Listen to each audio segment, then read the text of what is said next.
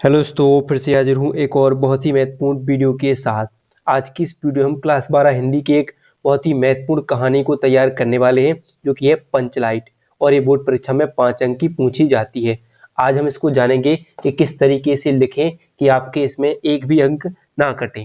तो बहुत ही महत्वपूर्ण है वीडियो को अंत तक देखिएगा। पसंद आए तो लाइक कीजिएगा, ज़्यादा से ज़्यादा हो सके शेयर कीजिएगा, नए हो सब्सक्राइब जरूर कीजिएगा। देखो, इस तरीके से जैसे आज मैं बताने वाला हूँ ऐसे ही लिखना है, नहीं तो आपके नंबर कट जाएंगे।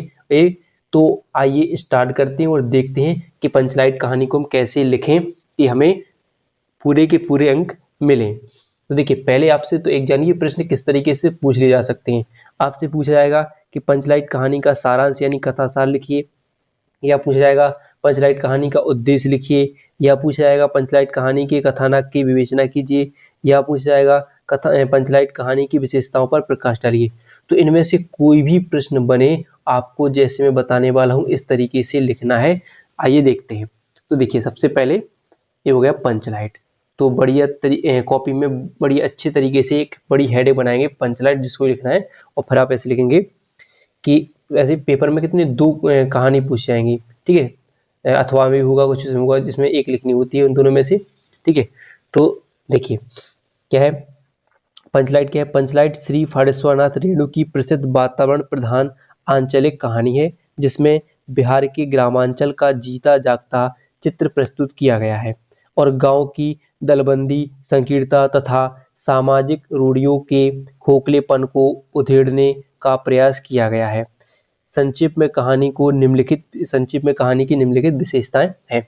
क्या बताया गया है? एक कहानी है, इस कहानी में एक गांव की जो छोटी सोच के बारे में बताया गया है कि आदमी किस तरीके से वहाँ पर सोचते हैं और कैसे कैसे काम करते हैं, वो सब इसमें बताया गया है। देखो लिखा है कि नहीं कि इन्होंने, जिसमें बिहार की ग्रामांचल का जीता जागता चित्र प्रस्तुत किया गया है और गांव की दलबंदी संकीर्णता तथा सामाजिक रूढ़ियों के खोखलेपन को उधेड़ने का प्रयास किया गया है, उनके बारे में इसमें बताया है।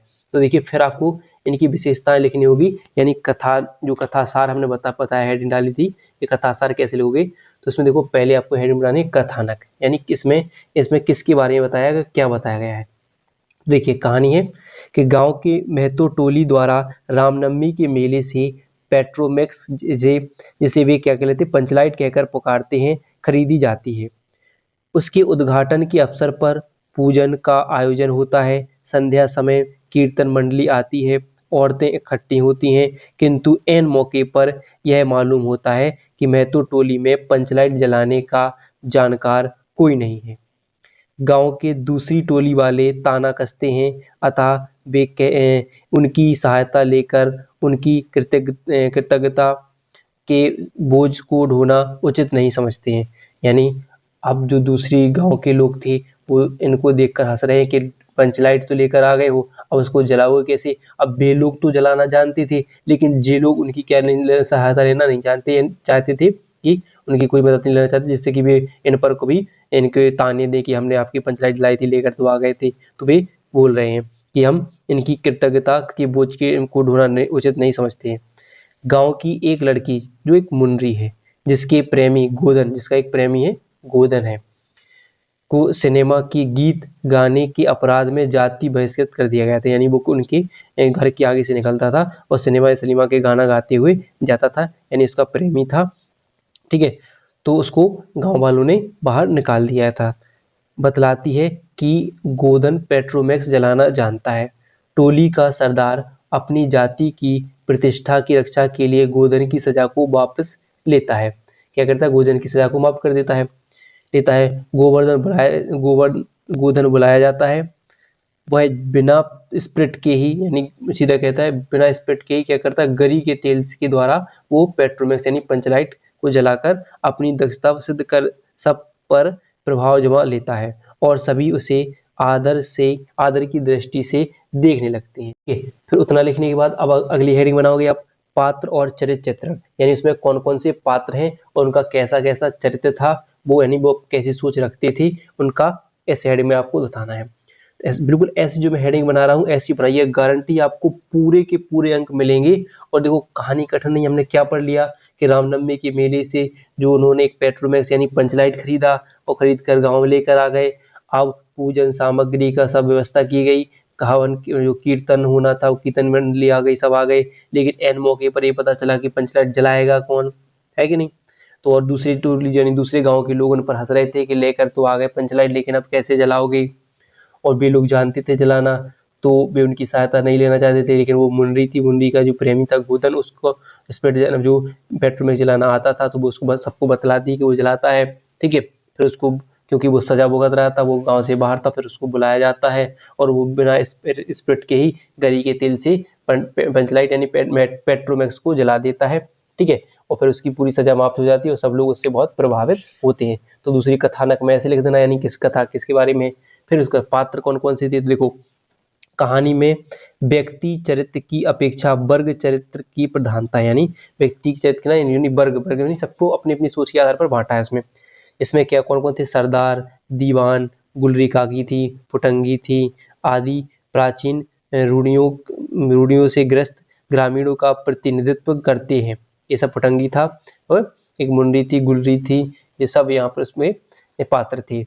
वे स्वच्छंद आचरण के विरोधी हैं, कल पुर्जों वाली चीजों की पूजा करने के अंधविश्वास को समर्थक है। जितने लोगों के नाम लिए, सरदार, दीवान, गुलरी, फुटंगी, ये सब कैसे थे, प्राचीन रूढ़ी पुरानी परंपराओं को मानते थे। और ये कल पुर्जों की यानी जो धातुओं की पूजा करते थे। ठीक है, अंधविश्वास मानते थे, अंधविश्वास। लेकिन उसके विपरीत जो मुनरी और जो गोधन थे, वे चरित्र गांव के दूसरे वर्ग के प्रतिनिधित्व करते थे, यानी वो दूसरे सोच वाले व्यक्ति थे जो प्रगतिशील विचारों वाले हैं। गोधन स्वतंत्र विचारों वाला एक युवक है। ठीक है, तो ये ध्यान रखना कौन कौन से, सरदार था, दीवान था, गुलरी थी, फुटंगी थी, ये सब, और मुनरी थी, गोधन थी, जिसके चरित्र थे। वे सभी लोग प्राचीन परंपराओं को मानते थे। और ये क्या है, ये क्या है, जो प्रगतिशील विचारों वाला और स्वतंत्र विचार वाला युवक थे। ठीक है, फिर अगली हेडिंग है हमारी कथोपकथन। क्या है, कथोपकथन। इसमें क्या है, कहानी में कथोपकथन बहुत थोड़ा है, फिर भी वह अत्यंत ही सशक्त है और स्वाभाविक है। संवादों में कृत्रिमता नहीं है, संवादों में व्यंग्य और विनोद की बहुलता है। फिर देखिए अगला है वातावरण। वातावरण क्या है, तो वातावरण में कहानी में वातावरण की ही प्रधानता है, यानी कि गांव का वातावरण बताया है, पूरा गांव के बारे में है, तो इसमें वातावरण की प्रधानता है। ग्रामांचल का सजीव चित्र कहानी को पढ़ते समय पाठकों के समक्ष आ जाता है। अगर हम कहानी को पढ़ेंगे तो हमें अपने सोचते एक समझ आ जाएगा, हाँ एक मुंडी कैसी होगी, गोधन कैसा होगा, वो पंचलाइट कौन कैसी होगी। ठीक है, तो अपने आप समझ आ जाता है। देश काल और पारिस्थितिकियों का चित्रण प्रस्तुत करने में कहानीकार को विशेष सफलता प्राप्त हुई है। ग्रामीण अंधविश्वास, रूढ़ियों, संकीर्णताओं आदि का बड़ा ही प्रभावशाली वर्णन कहानी में किया गया है। ठीक है, ऐसे किया गया। फिर अगली हेडिंग बनाओगे आप, भाषा शैली। कैसी भाषा थी उन सबकी, तो कहानी की भाषा सरल है, जिसमें ग्रामांचल के शब्दों का प्रयोग हुआ है, यानी गांव के शब्दों का प्रयोग हुआ है, जो ग्रामीणों की आशिक्षा और उनके अज्ञान का परिचालक है।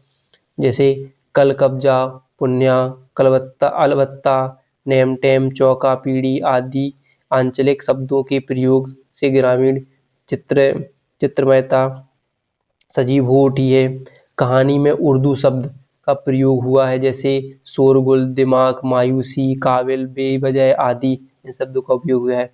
फिर आप उद्देश्य की बात करेंगे, अगर उद्देश्य लिखने के लिए आए तो क्या लोगे, कहानी का उद्देश्य ग्रामीण समाज की आशिक्षा, अज्ञानता, अंधविश्वास, रूढ़िग्रस्तता आदि का चित्र पाठकों के समक्ष प्रस्तुत करना है। कहानीकार में ग्रामांचल के खोखले अंधविश्वासों और रूढ़ियों की बखियां उधेड़कर पाठकों के समक्ष रख दिया गया है। ऐसे आपको इसमें लिख लेना है। तो इतने आप लिखोगे, गारंटी है इन हेडिंगों को याद कर लीजिएगा, पूरे के पूरे अंक मिलेंगे जैसा प्रश्न आपसे पूछा जाएगा। तो अगर इन प्रश्नों से जो प्रश्न मैंने बताए हैं इसे पूछा जाएगा तो इनमें यही लिखना है और इस तरीके से लिखना है, पूरे के पूरे अंक मिलेंगे। तो वीडियो पसंद आई हो तो वीडियो को लाइक और चैनल को सब्सक्राइब करना ना भूलिएगा।